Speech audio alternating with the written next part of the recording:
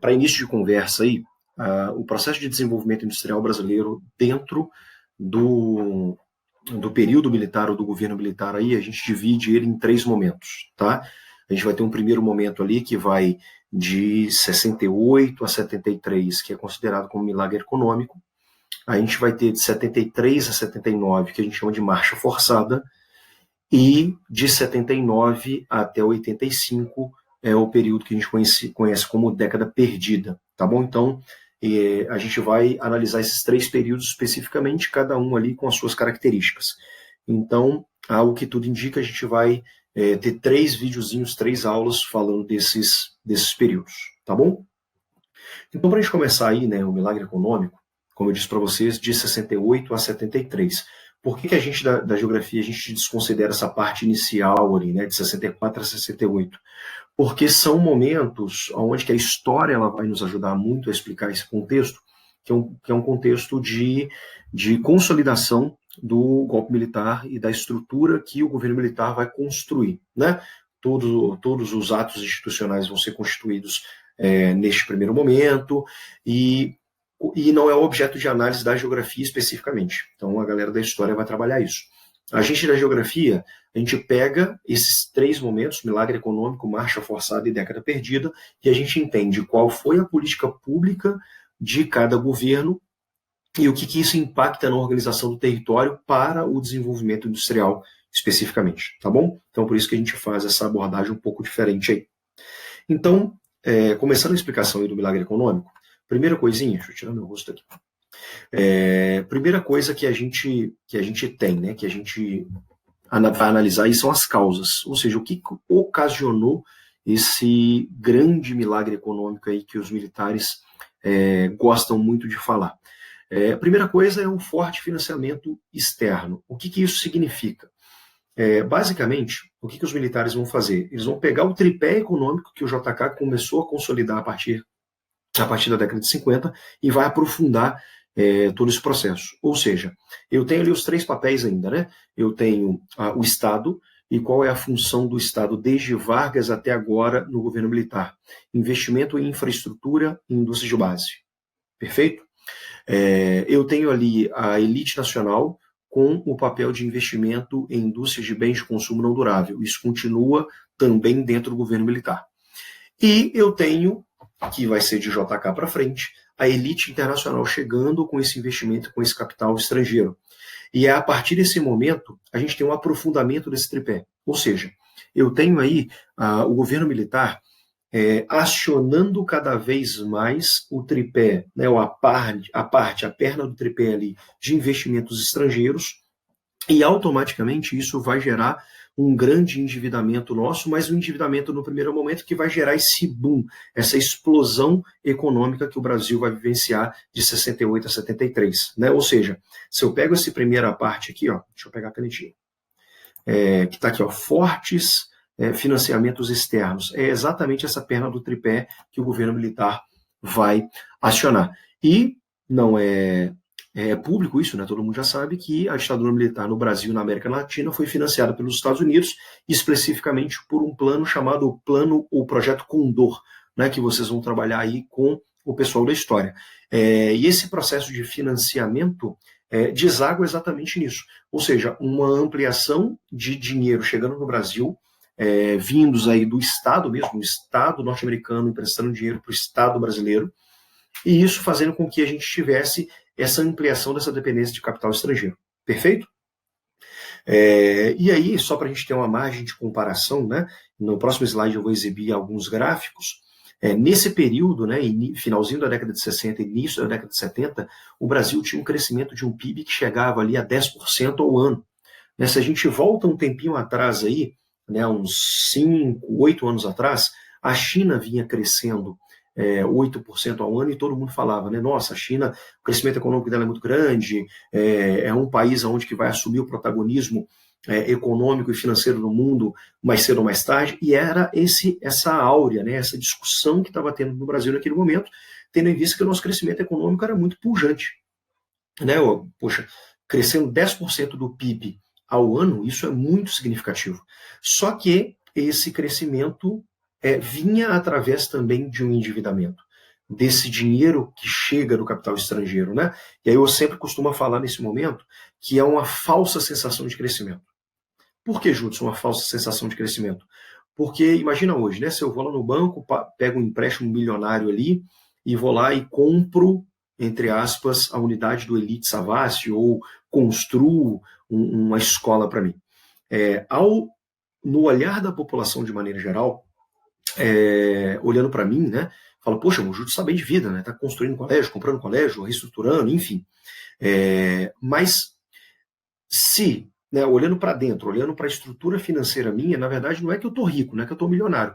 Eu fiz um empréstimo, adquiri uma dívida, se tudo correr como eu planejei, claro que isso vai se transformar num ganho muito grande, numa lucratividade muito grande para mim, porque eu fiz uma aquisição de um colégio ou construí um colégio. Isso, mas qual que é o pano inicial? Qual que é o pano de fundo ali para a população de maneira geral? É que eu estou milionário. E por que eu faço essa comparação? É exatamente isso que está acontecendo no Brasil agora. Esse crescimento econômico está acontecendo? Sim, claro que está. Né?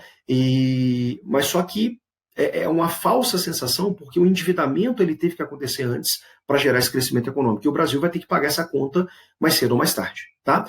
E um dado importante que a gente tem que falar aqui agora é que esse empréstimo e esse financiamento aqui, ele vem através, e eu quero que todo mundo anote isso daí. Ó. Os Estados Unidos emprestou dinheiro para a gente, ao que a gente chama de juros flutuantes.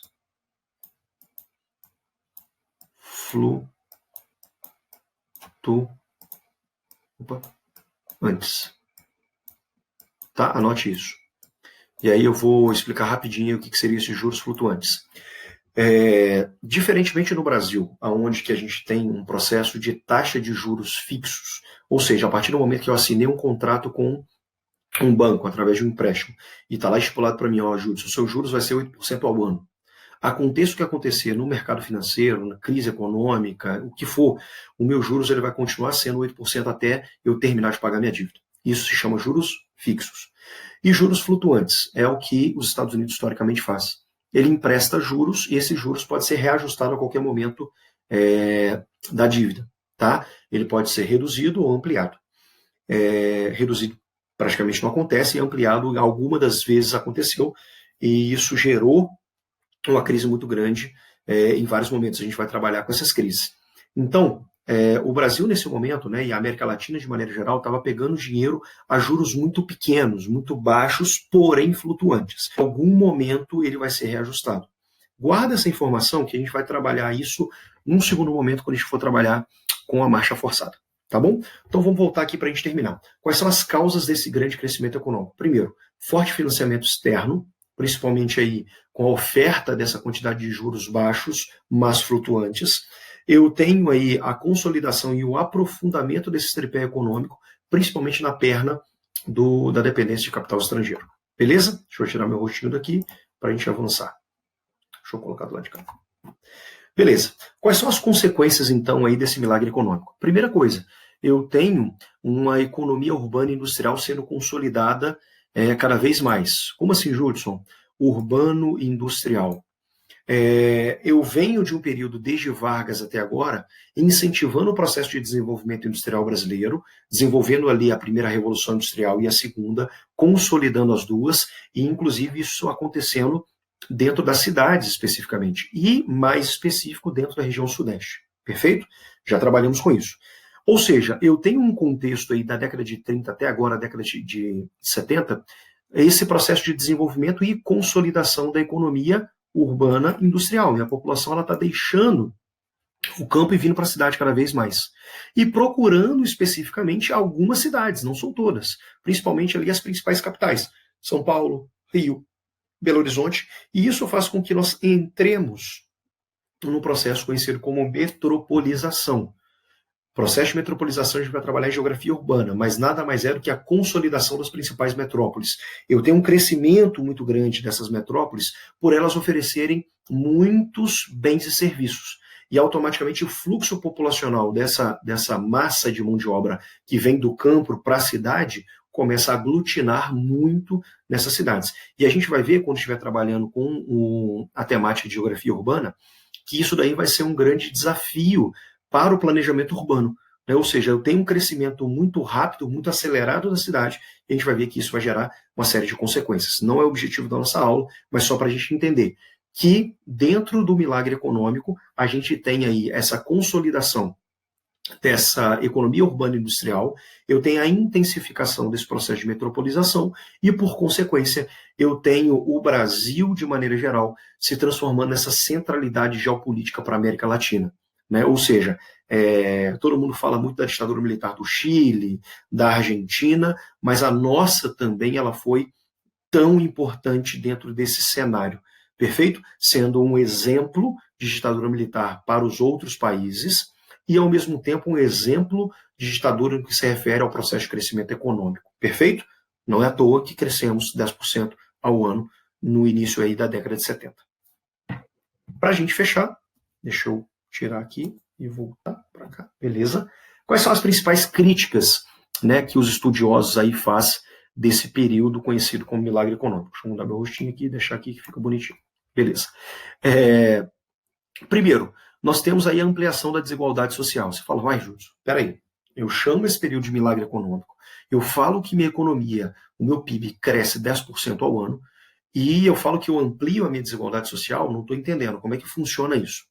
Queridos, presta atenção muito bem nisso, né? Esse período de milagre econômico ficou conhecido por essa disparidade, né? Essa dicotomia aí entre um crescimento econômico muito grande, mas, ao mesmo tempo, uma extrema desigualdade social no Brasil.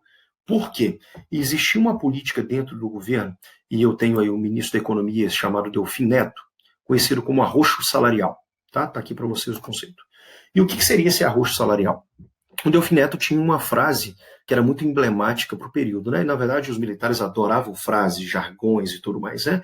E o Delfim falava o seguinte: precisamos fazer o bolo da economia crescer para depois dividi-lo, tá?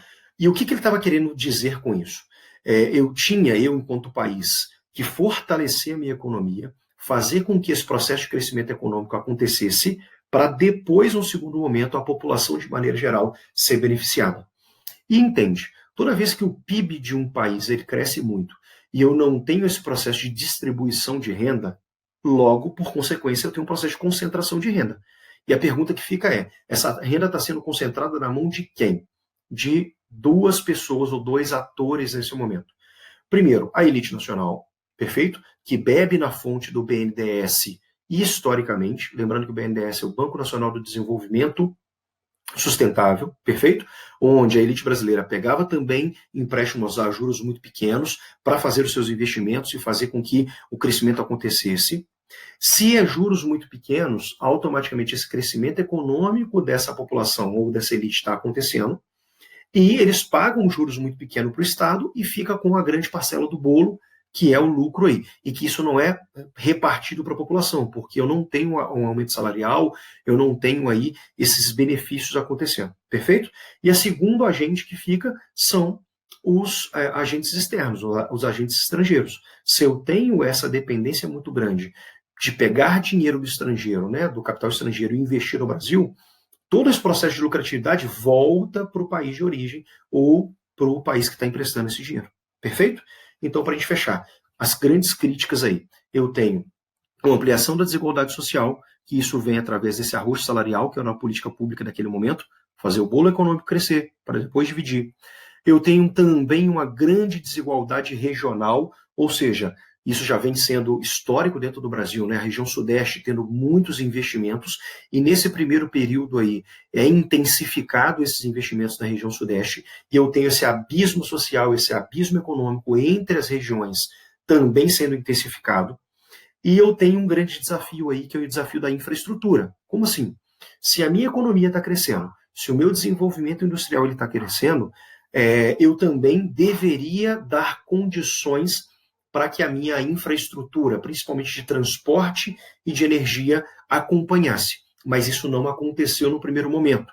E, claro, que o Brasil vai pegar mais empréstimos para investir aí nesse processo de desenvolvimento e ampliação do transporte e energia, aumentando nosso endividamento para conseguir acompanhar esse ritmo. Perfeito?